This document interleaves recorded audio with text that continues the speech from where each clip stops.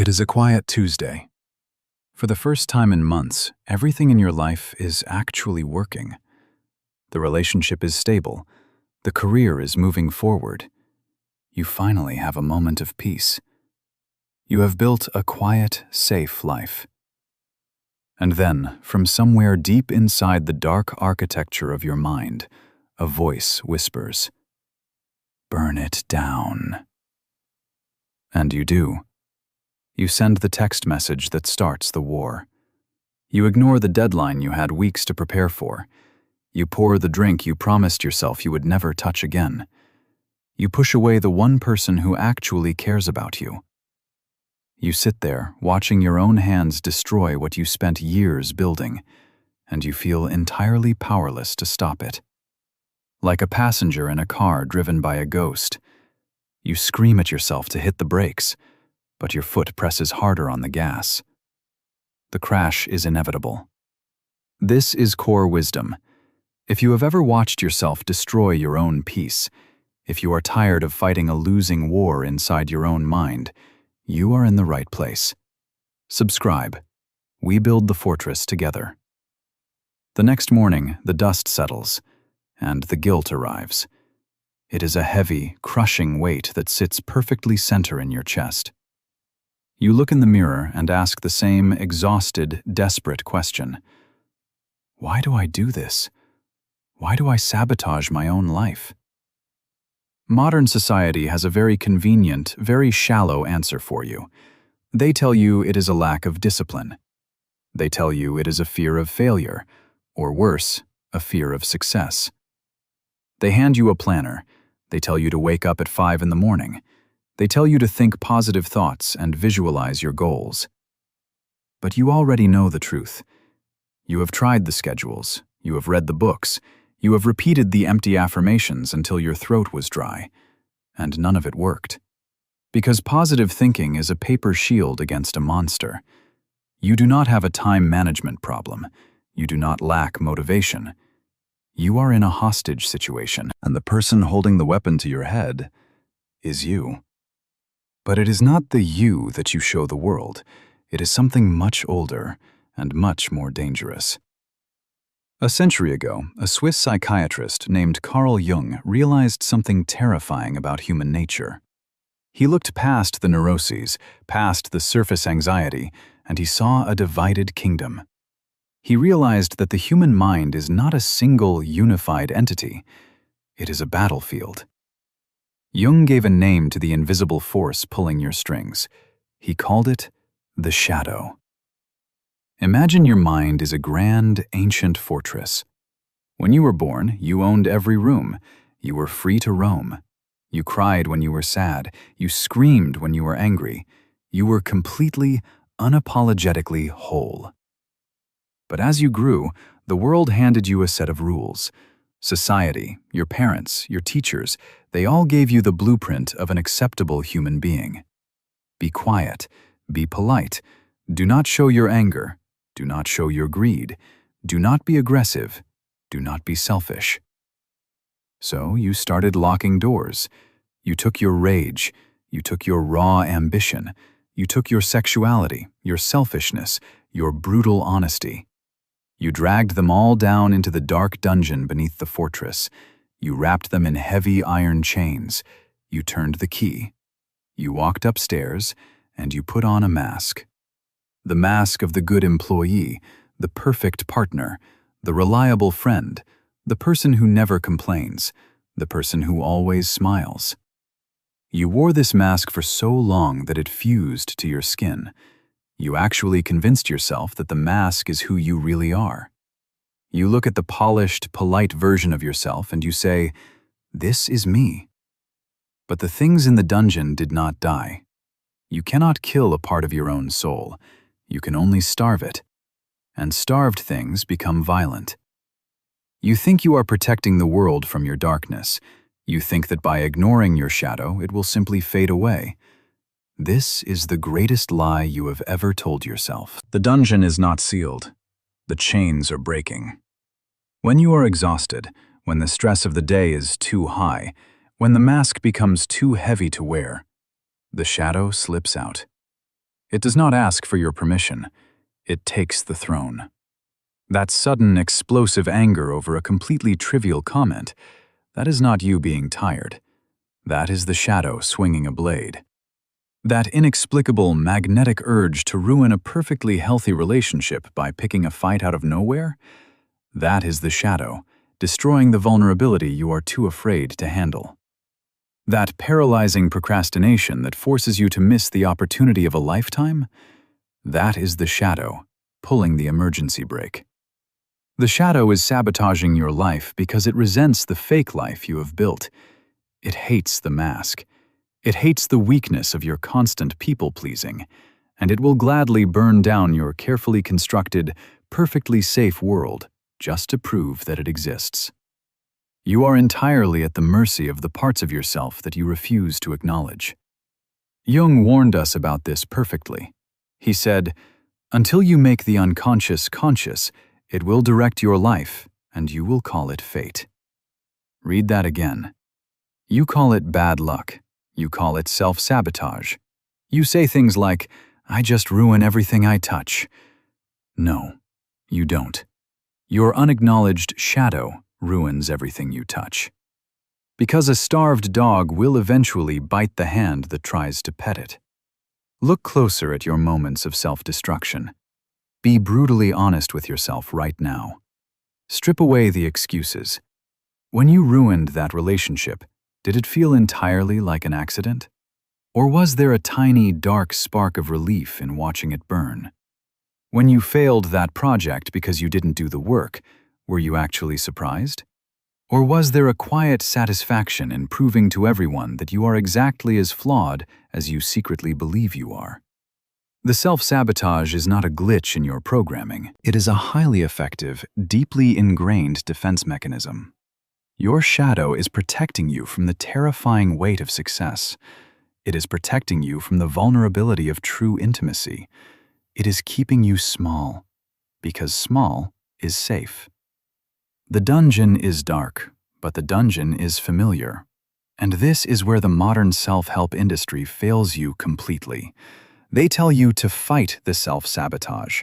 They tell you to conquer your demons. They treat your own mind like an enemy territory that must be bombed into submission. But you cannot defeat an enemy you refuse to look at. And right now, you are refusing to look. You are hiding behind the mask, pretending the dungeon doesn't exist, while the floors beneath you are shaking. But it gets worse, because the shadow is not just trying to destroy you, it is trying to tell you something. And until you listen, until you understand the brutal truth of what is locked inside that basement, the cycle of sabotage will never end. You will build, you will destroy, you will apologize, and you will rebuild again. Over and over and over, until your time runs out. Look at the things you have hidden in the dark. You were told that anger is a poison. You were told that selfishness is a sin. You were told that aggression is a disease. But the ancients had a word for this. They understood something that modern psychology is only just remembering. Energy cannot be destroyed. It can only be redirected. When you took your anger and chained it to the wall, you did not get rid of it. You just removed your ability to use it. When you locked away your selfishness, you did not become a saint. You became a target. You became prey for everyone else who never bothered to chain their own shadows. You are walking through the world with half of your arsenal missing, and you wonder why you feel so incredibly weak. This is the great tragedy of the mask. The mask is polite. The mask is agreeable. The mask avoids conflict at all costs, but the mask has no power. It cannot defend you. It cannot demand respect. It can only smile and absorb the damage. And down in the dungeon, the shadow watches this. It watches you get passed over for the promotion. It watches you let people walk all over your boundaries. It watches you swallow your voice to keep the peace. And it boils with rage, not at them, at you. The self-sabotage you experience is not a random act of madness. It is an uprising. It is a rebellion orchestrated by the parts of you that are sick and tired of being weak. When you lash out and destroy a relationship, it is the shadow tearing off the mask, screaming, "I am tired of pretending to be perfect." When you sabotage your career by missing the deadline, it is the shadow saying, "I refuse to break my back for a goal that the fake version of me set." You think the shadow is your enemy. But here is the terrifying, liberating truth. The shadow is the only part of you that is completely, brutally honest. 2,000 years ago, the Stoics knew this.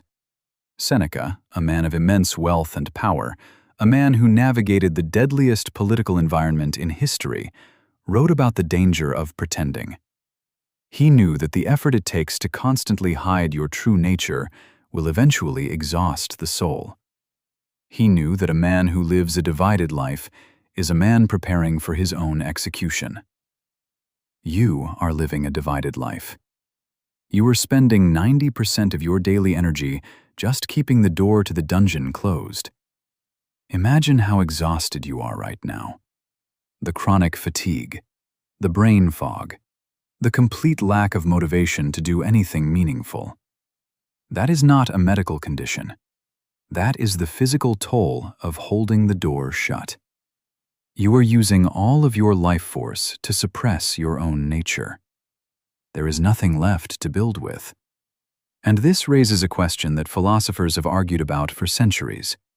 If the shadow is so dangerous and the mask is so weak, how do you survive? How do you stop the cycle of sabotage before there is nothing left to destroy? The modern attempt at this is pathetic. The world tells you to practice self-care. Take a bath, think happy thoughts, go to therapy and talk about your feelings. But you cannot cure a divided soul with a bubble bath. The cure was written centuries ago. But it is not a gentle cure. Carl Jung did not tell his patients to fight the monster in the dark. He told them to do something far more terrifying. He told them to invite it up for dinner. This is the process of integration. It is the most dangerous, most rewarding work a human being can undertake. It means walking down the stone steps into the dark. It means standing in front of the cages. And it means turning the key. You must reclaim the things you locked away. You think your anger is evil, but anger, when integrated, becomes the boundary that protects your fortress. It becomes the sharp blade that cuts through disrespect. A man who cannot access his anger is a victim waiting to happen. A man who controls his anger is a sovereign. You think your selfishness is ugly, but selfishness, when integrated, becomes the self-respect that stops you from bleeding out for people who do not care about you.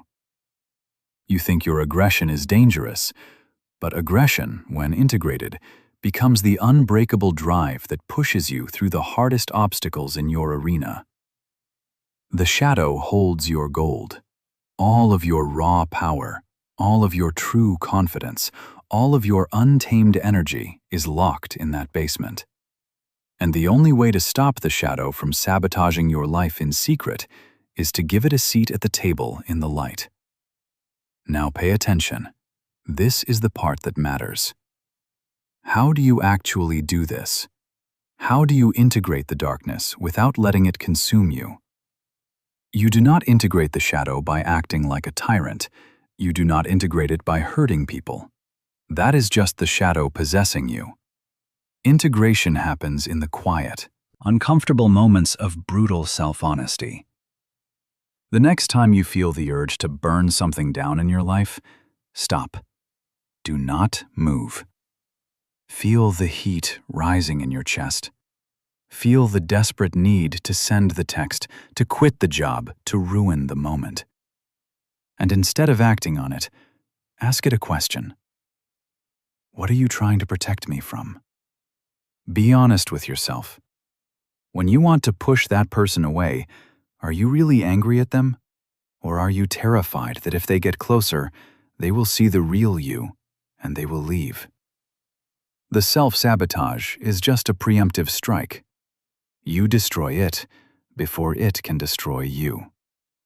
And once you see this, you cannot unsee it.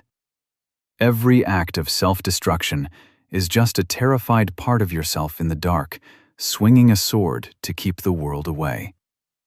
It is time to take the sword out of its hands. The moment you stop fighting the shadow, you disarm it. You realize that your past self-sabotage was not a tragedy. It was a brutal, necessary correction.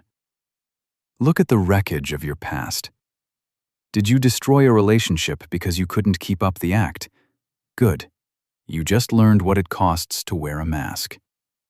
Did you fail spectacularly at a career path you secretly hated? Good. Your shadow just freed you to find work that actually matters. Did you shatter the illusion of your own perfection in front of everyone? Good. Perfection is a prison, and you just broke out. Every time you sabotaged yourself, you were just burning down a fake life. You were destroying the fragile, dishonest structures built by the mask. And you should be grateful, because a life built on a lie will always collapse eventually. Your shadow just had the courage to tear it down before it got any taller. You are not a victim of your own mind. You are the architect of a fortress that has been at war with itself. It is time to declare peace. Stop apologizing for your ambition.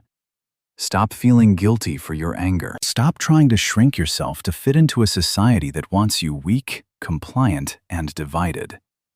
Go down into the dark. Take the beast out of the basement. Put it in armor. Harness its raw, unapologetic power and point it at your goals. The same aggressive, destructive energy that used to tear your life apart is the exact same energy you need to conquer the arena. The discipline to wake up early, the courage to walk away from toxic people, the absolute refusal to settle for a mediocre life. That does not come from the polite mask. That comes from the shadow. The only difference is who is holding the leash. When you integrate the shadow, the chronic fatigue disappears. The anxiety evaporates.